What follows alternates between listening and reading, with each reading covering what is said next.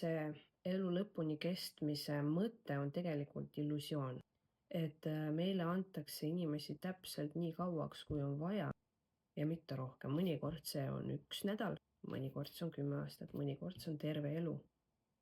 Ja kui see on inimene, kes on antud 2 aastaks ja ma enda peas ehitan üles sellise uskumuse, et see on inimene, kes peab jääma elu lõpuni. Ma ehitan ootuse, mida ma nagu proovin seadistada selle mehega kokku, mis tegelikult ei klapi.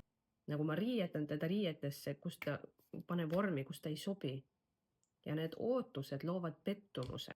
Kui ei ole seda ootust, et see asi nüüd peab olema elu lõpuni, kui sa suudad lahti lasta sellest ootusest, et suhe peab olema elu lõpuni, see on mingi see on piirav uskumus tegelikult.